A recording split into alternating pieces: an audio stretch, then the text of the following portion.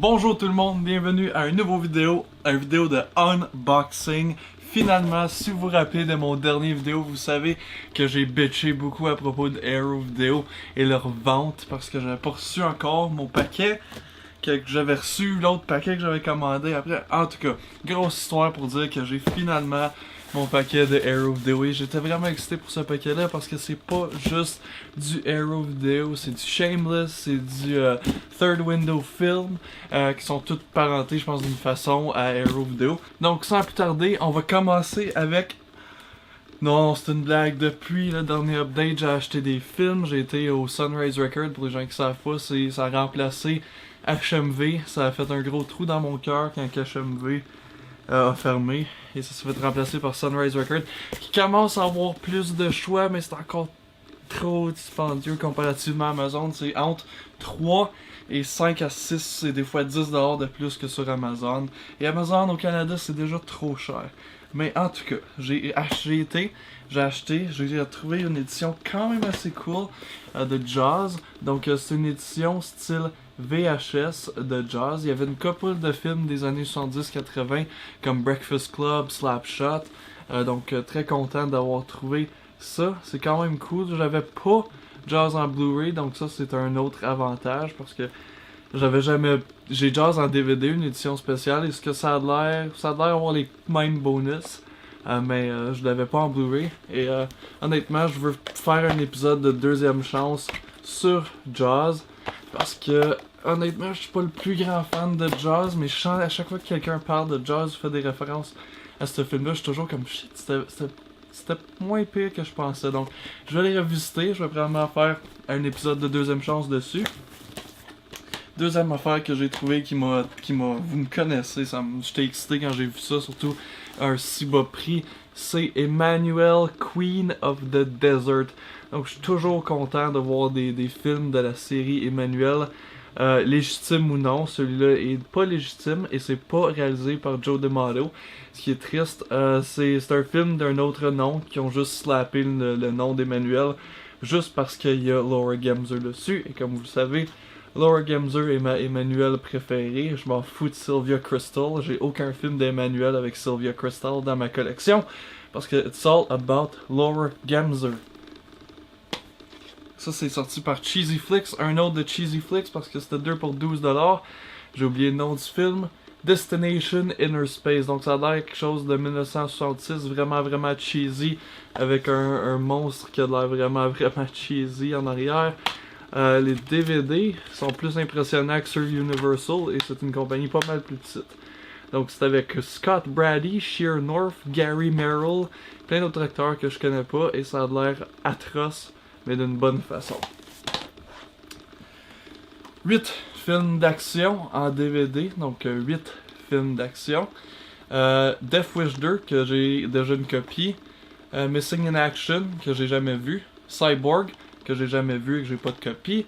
Invasion USA, que j'ai jamais vu, supposément c'est un des seuls bons films vraiment que Chuck Norris est dedans. Missing in Action 2 et Braddock. Donc j'ai Missing in Action 2 et j'ai Braddock 2, Braddock 1 à VHS.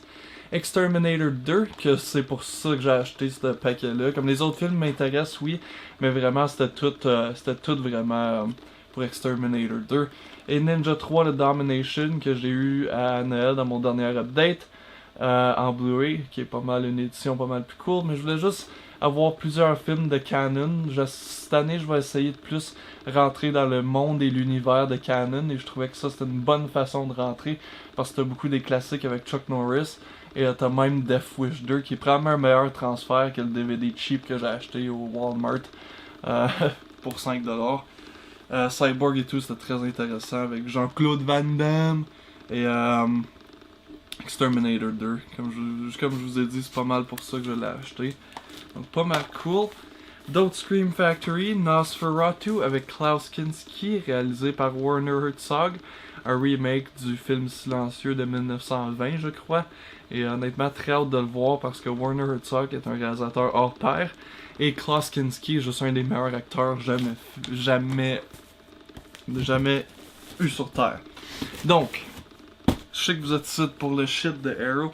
Et en passant, mes vidéos d'unboxing remplaceront pas, parce que j'en ferai pas tant que ça, mais remplaceront pas les vidéos de la semaine. Donc cette semaine, il va y avoir deuxième chance, ou les chroniques de Bruno Mattei, ou vraiment n'importe quoi d'autre que ça me tente de faire. Sans plus tarder, encore une fois, je suis pas préparé et j'ouvre le paquet avec une lime à ongles. Et honnêtement, je pense qu'il n'y a pas rien d'endommagé parce que le paquet il a pas l'air en super bon état. Faut pas oublier que ça vient de l'autre bord de l'océan. Et tu sais, je veux pas trop rentrer parce que je veux pas faire de dégâts.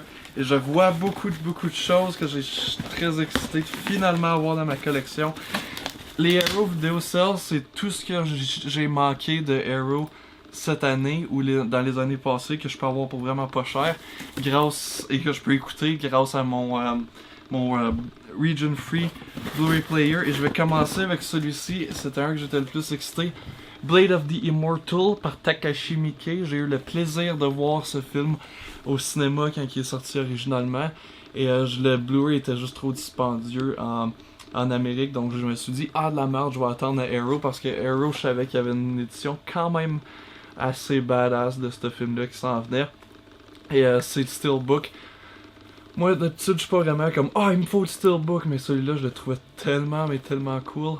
Donc, Blade of the Immortal, qui est un excellent film, je vous recommande à tout le monde. Je crois que c'est le 200e film de Takashi Miike. C'est très gore, c'est très ridicule, pas mal. C'est un film de Takashi Miike. Quand même assez cool. J'ai pas mal de films asiatiques. Ça sonne pas très bien. Vraiment pas. Je pense que le disque est loose. The Church. Donc, dans mon dernier vidéo, vous avez vu The Sect. Et là, j'ai aussi acheté The Church par Michael Soavi. Donc, déjà 2 autres films de Michael Soavi que je peux rajouter à ma collection.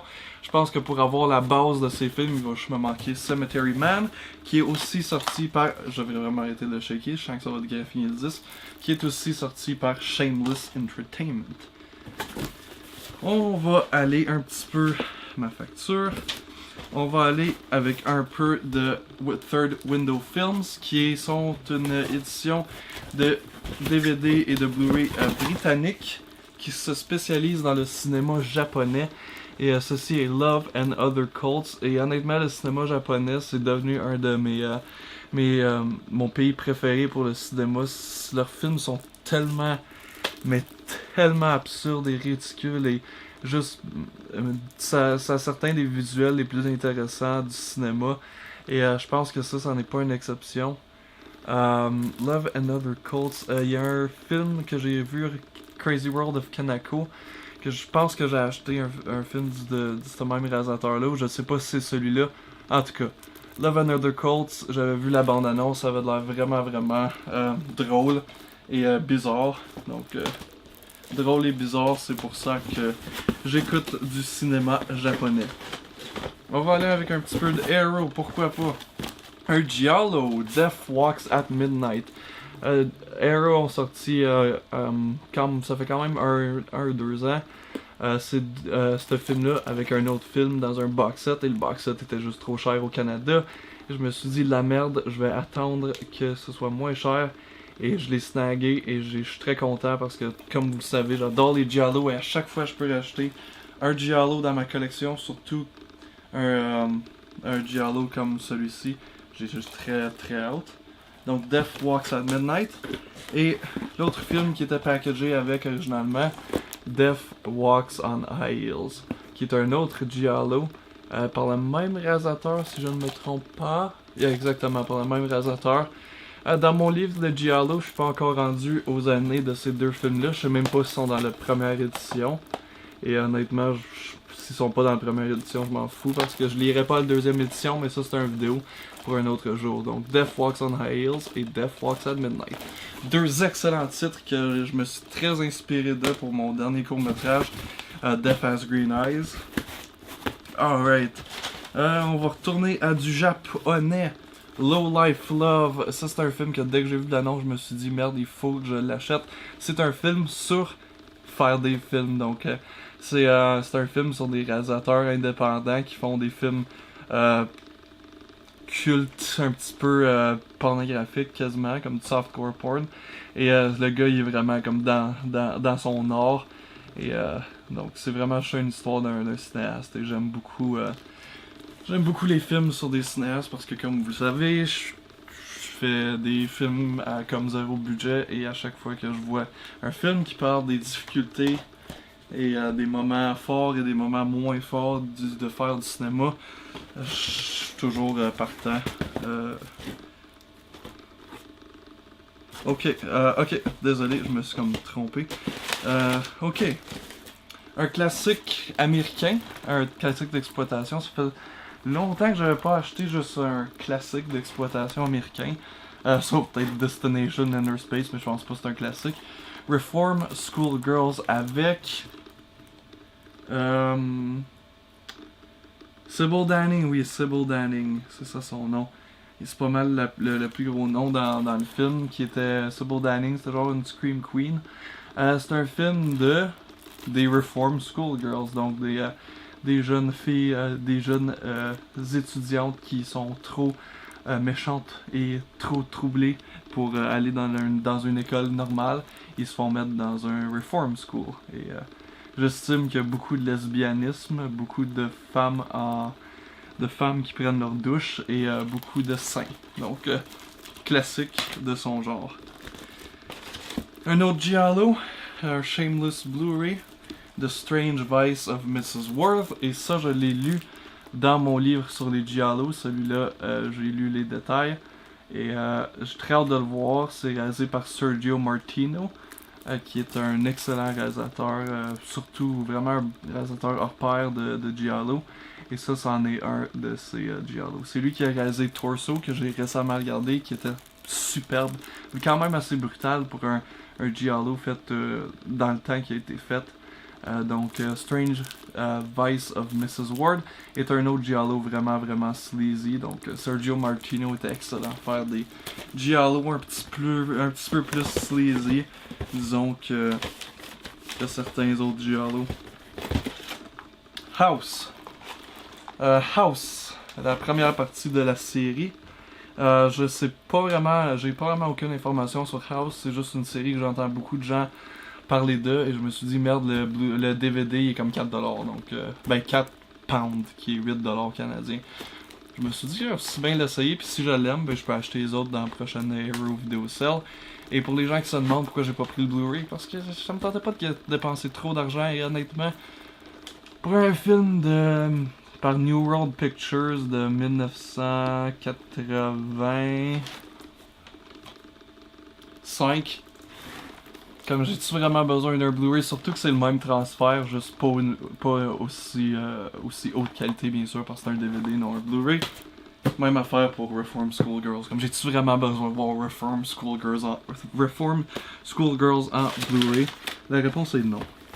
Donc, pour continuer, parce qu'il y a un box set de Arrow qui est sorti, American Nightmares, j'avais acheté The Witch Who Came From the Sea, qui était aussi un vidéo nasty, passant très bon film, très artsy, donc c'est pas recommandé à tout le monde. J'ai décidé d'acheter l'autre dans ce box set là, il m'en manque juste un. Malatestas Carnival of Blood, donc Malatestas Carnival of Blood, un film d'exploitation américain qui est supposément très influencé par Herschel Gordon Lewis, donc il va y avoir beaucoup de gore et probablement des acteurs affreux et du dialogue atroce et juste beaucoup de fun. Donc Malatestas Carnival of Blood. Et finalement, oui, c'est déjà fini après ça. Juste faire sûr que j'ai rien manqué. Non. Ringo, A Pistol for Ringo et The Return of Ringo. Donc deux spaghetti western que j'ai très hâte de voir, dans le même style que Django, ou est-ce que c'est juste devenu une série de films qui avaient honnêtement pas rapport l'un avec l'autre, mais vu qu'il y avait des acteurs similaires, ils ont juste décidé de l'appeler Ringo. Donc A Pistol for Ringo et The Return of Ringo. Donc j'espère que vous avez aimé cette DVD Blu-ray update / unboxing / juste vidéo ben peinard de la vente de Arrow Video. je les ai finalement eus. Et pour la prochaine vente de Arrow Video, vous êtes sûr que je vais acheter d'autres films. Donc merci et on se revoit bientôt.